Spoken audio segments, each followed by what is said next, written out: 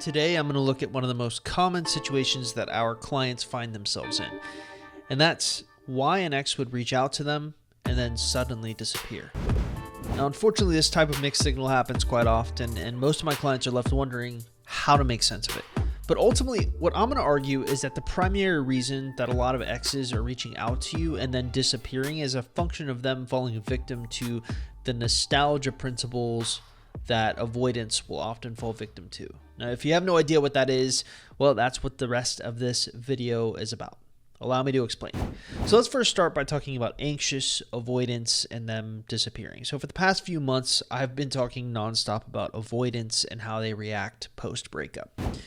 It's never a one-size-fits-all situation, but I'll tell you what, a lot of what we know about avoidance can explain a lot of post-breakup behavior. So let's just start at the beginning. Most of our clients' exes are avoidant.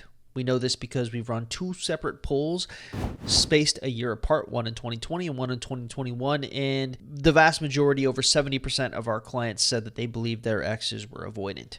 And really, according to an article that I wrote earlier in the year, an avoidant attachment style is a person that does not like a lot of emotional intimacy or vulnerability within a relationship. They typically revert a conversation back to someone else to talk about themselves to avoid the spotlight. Often that's how you'll figure out if they're avoidant or not. Ultimately, they are afraid of having a deeper emotional connection, and it can all stem from their experience in childhood. They've learned that anytime they are vulnerable, it can be used against them, and therefore they don't rely on other people. Essentially, in a relationship, anytime someone gets close or threatens their idea of independence, they run. This is the common core wound belief that we notice a lot of avoidants have.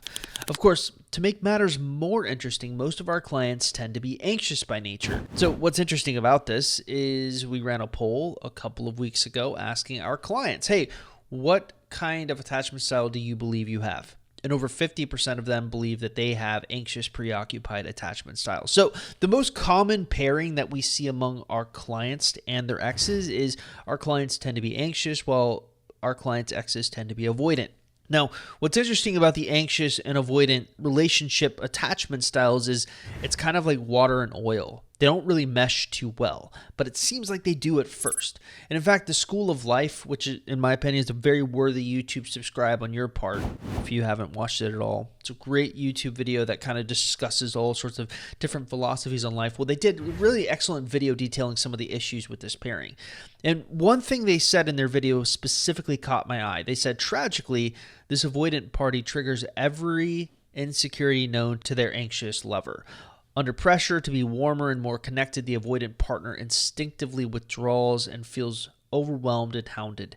They go cold and disconnect from the situation, only further ramping up the partner's anxiety. And what's interesting about this is we've noticed that often the anxious and avoidant pairing will get caught up in this sort of self-fulfilling cycle. And by looking at this specific cycle, we can actually gain insight into what it is that's going on when an ex reaches out to you and then suddenly disappear. So there are 8 stages to the cycle. The avoidant, we'll start with stage 1. The avoidant wants someone to love them. Stage 2, they find someone, the anxious person, and believe that their troubles are over. Stage 3, the anxious person triggers their avoidant side and they start worrying about it.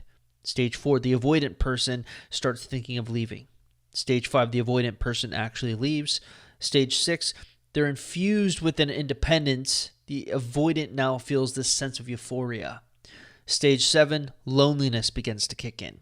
Stage 8, the avoidant starts to feel bad for themselves and wonders why they can't ever find the right person, which leads them directly back to stage 1, and around they go. Now, it's that return of the cycle that interests us specifically. Specifically, stages 7, 8, and the rerun around number 1. So when they start feeling kind of lonely, when they start feeling sad for themselves and asking, why can't I ever find the right person? And when they start looking again for love. Now, them feeling lonely, depressed, and sad leads them to start looking again and really triggers what we like to call the nostalgia principle. So there's really 2 things that can happen upon the turn of the wheel, so to speak, the turn of that cycle. The first thing is they either relive the cycle out with a new partner.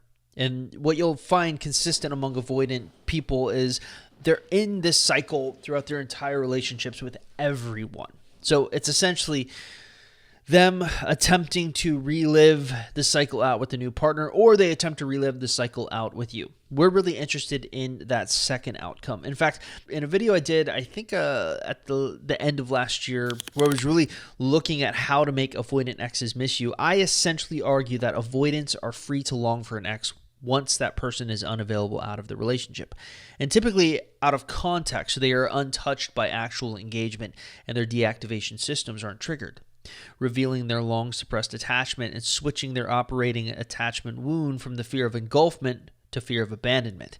This is particularly helpful for us for a number of reasons. Firstly, it describes that often an avoidant won't begin to miss you until a lot of time has gone by. Secondly, it shows that they still have quite a bit of fear operating behind the scenes. So essentially, it's the perfect cocktail of chemistry to elicit the reach out and then disappear behavior that we're focusing on here in this video. So my argument is a simple one. Real quick, I want to say that if you're new to this YouTube channel or you're trying to figure out what you should be doing to get your ex back and you're trying to learn if you even have a chance in your specific circumstance, probably the smartest thing for you to do is actually stop by our website, www.exboyfriendrecovery.com, or take our Ex Recovery Chances quiz that can be found at exboyfriendrecovery.com.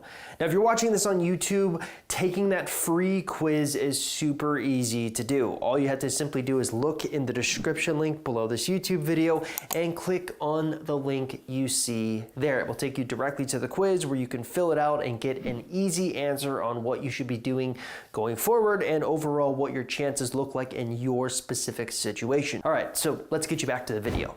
The reason that your ex is reaching out to you and then suddenly disappearing is because they're falling victim to the nostalgia principle, where they momentarily want to relive some of the best moments of the relationship.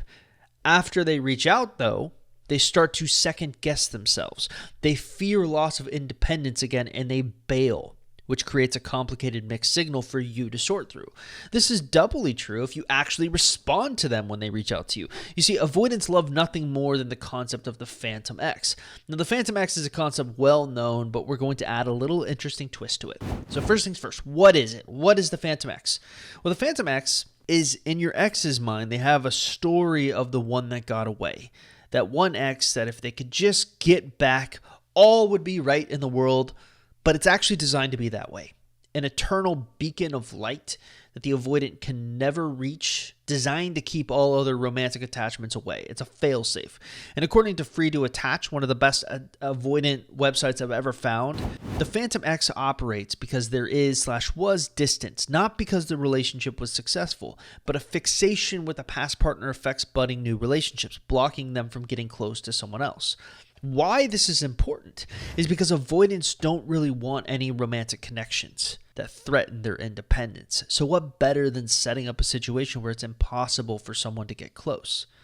Now, we've noticed a lot of exes like to paint you as the phantom ex, and in their mind, they build up the positive moments of the relationship, a la the peak end rule. Now, if you don't know what that is, I highly recommend you do some research on it, but essentially, the simple version is an argument that human beings really suck at remembering entire experiences, so instead they compartmentalize them into two distinct points: the peak moments of the experience and the end moments. Essentially, what we think is that your ex is reaching out because they fall victim to having nostalgia-based sort of experiences on the peak moments of your time together. So weirdly enough, on the outside of the breakup, usually your ex is hyper-focusing on the end of the experience, the really horrible parts. But after time goes by and the nostalgia kicks in, they start only remembering the peak of the experience. And this brings up an interesting question. Is there ever a time when an ex reaching out to you can be authentic? And really, I think we need to look at the meaning formula for that. So I'm going to teach you a universal formula for measuring attractions, so get your pencils out. Here it is.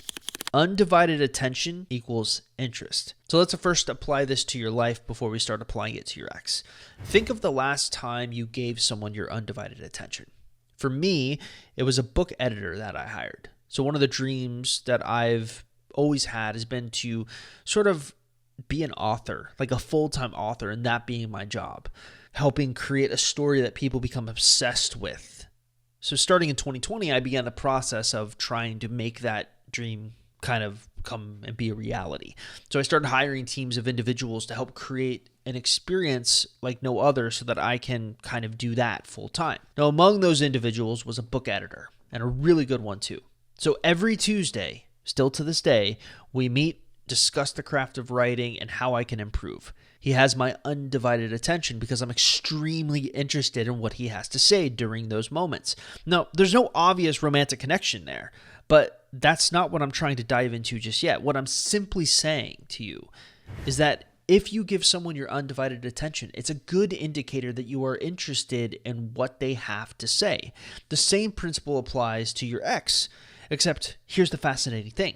The more undivided attention that your avoidant ex gives you, the more likely they are to have their avoidant side triggered. So it's really frustrating. So why do exes reach out and then suddenly disappear? I think there's a lot going on, but here's the cause and effect that I think occurs. Most of our research has been revolving around avoidance. So the first thing I'd look at is whether or not your ex is avoidant. If they are, then it's highly likely the following cycle is going to occur. A good amount of time is probably going to have to go on by post-breakup. Then the avoidant ex will fall victim to the nostalgia principle. They start daydreaming about your peak moments together. They want to relive those peak moments. They paint you as the phantom ex, the one that got away. This causes them to reach out to you.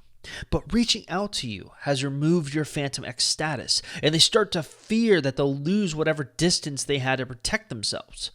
They feel like they're going to lose their independence. Worse, the more interested they become, the more undivided attention that they give you, the more they feel like their independence is being threatened. So they bail and disappear in an attempt to regain their long sought after independence. Everything with the avoidant always comes back to that singular core wound: independence. They want to keep it. Now, the cause and effect chain I just listed out, it's not a perfect one-size-fits-all explanation for every single situation, but it's something we've definitely seen a lot in our coaching practice.